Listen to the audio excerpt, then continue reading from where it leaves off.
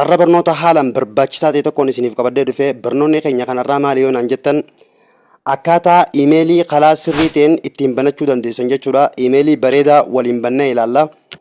Obboleeyyan chaanala keenyaaf haaraa taatan sabiskiraayib godhaa, laayik godhaa, sheer godhaa. Obboleeyyan keessaniifis sheer godhaan isinin jaa waan isin dhibee koomentii irratti nuuf barreessaa. Kaniin viidiyoodhaan qabadee isiniif dhufu ta'a. Kallattumaan karaa barnootaatiin isin dabarsaa jechuudha.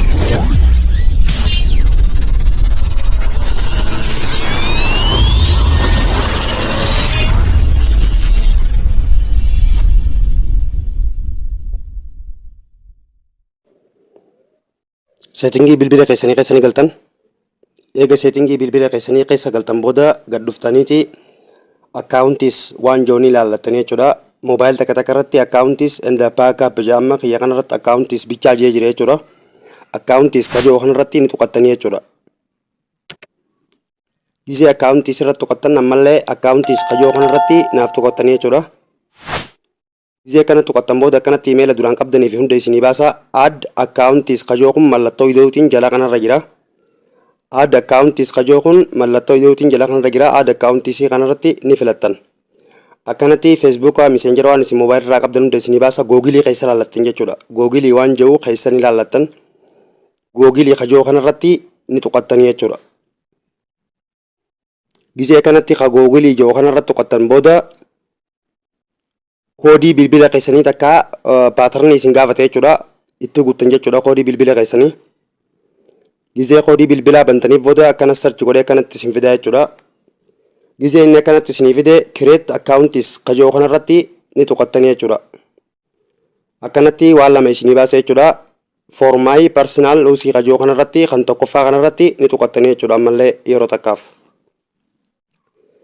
Gisee akkanatti tuqattan booda sanduuqa jalqabaa irratti maqaa keessan guuttanii jechuudha. Sanduuqa jalqabaa irratti maqaa keessan guuttan. Faristi neemii kajoo kanarratti maqaa keessan guuttan jechuudha. Anammaa Abdurazaaq godhu. Gisee kanatti sanduuqa jalqabaa irratti maqaa keessan guuttan booda leesti neemii itti guuttan jechuudha. Maqaa abbaa keessanii jechuudha. Kan tokkoffaarra maqaa keessan kan lammadaa irratti maqaa abbaa keessanii itti guuttan. Anammaa Abdurazaaq Kadiiraa godhu. Gisee akkanatti isin dabarse booda sanduuqa afur isinii fida. Sanduuqa afureen kanarratti kan tokkoffaa baatii keessa dhalattan itti guuttan jechuudha. Baatii keessa dhalattan itti guuttan. Kan lammaffaa irratti guyyaa keessa dhalattan itti guuttan jechuudha. Sanduuqa sadaffaa irratti ammoo bara keessa dhalattan itti naa guuttan jechuudha. Bara keessa dhalattan itti guuttattan. Kan jalaa kanarratti ammoo irra gaxxuutanii saala keessan filattan jechuudha. Fiimeelii kajoo kun dhalaadha jechuudha. Meelii gootan jechuudha warri dhiira taatan. Anamma meeliin godha waan hin dhiira ta'eef meelii gootan jechuudha warri dhiira taatan. Kana meelii goonee biraa dabaru neekistiin jala kanarra hin jirti. Neekistii teessan tuqattan jechuudha. Neekistii irratti tuqattan. Gisee kana neekistii irratti tuqattan booda kunootii akkanatti iimeelii keessan isinii fida. Lamaan kana keessaa filattanii dabaruu dandeessanii jechuudha. Kan sadaffaa kun ammoo kireet kajoo kun iimeelii akka ifii beeytanitti itti guuttachuu dandeessan irratti tuqxanii jechuudha. Sanduuqa sadaffaa irratti irratti tuqachuu dandeessan. Anamma sanduuquma gubbaa lamaan kenninaaf kanneen kana irratti tuqadhee haa dabaru. Akkana nuu fidaa jechuudha. Amma paaswordii teessan itti guuttadhaa nuun jaa jechuudha. Paaswordiin teessan dheerinnis 8 ol ta'uu qaba. Lakkoofsaa fi qubee fi hashtaagii fi hunda silaa paaswordii istiroongii ta'e bareedaadha jechuudha. Paaswordii jabaa ta'e takka itti naaf guuttattan jechuudha. Paaswordii jabaa ta'e itti guuttattan. Gisee kanatti waa hunda ol keessa laayitanii paaswordii teessan akka yaadattanitti yoo feetanillee iskiriinshuut godhanii kaa'achuu dandeessan jechuudha. Anamma isinuma agarsiisuuf itti guutaa jira jechuudha. 8 ol ta'uu qabdee kana neekistii tuqattan gisee paaswordii itti guuttattan booda. Iimeelii keessan akkan irraanfanne jeeti akkanatti sii fidaa jechuudha. Iimeelii kee akkan irraanfannetti ni qabatta feetus iskiriinshuut godhatta jechuudha. Neekistii tuqxee akkanatti nuu fidaa jechuudha. Amma olii maaltu nuuf hafa seera googilii bichaa simannaa jechuudha.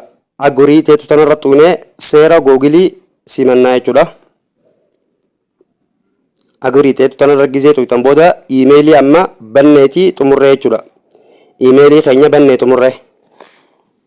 Iimeelii bannee xumurree jechuudha. Waan biraa irra guuttachuudhaaf lakkoomsaa fi waa hunda iimeelii keessan jabeeffachuudhaaf viidiyoon kan dura gadhiisee hedduu jira jechuudha. Pileellistii barnoota iimeelii jettanii keessa seentanii barnoota iimeelii keessaa pileellistii keessaa haalaan barnoota iimeelii gadi fageenyaan argachuu dandeessan obboleeyyan chaanala keenyaaf haaraa taatan subscribe godhuu hin dagatinaa, like share godhaa barnoonni kun akka nama hedduu bira ga'uuf.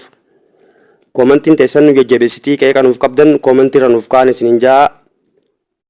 Barnoota biraatiin hanga walitti deebinutti nagaan naaf tura.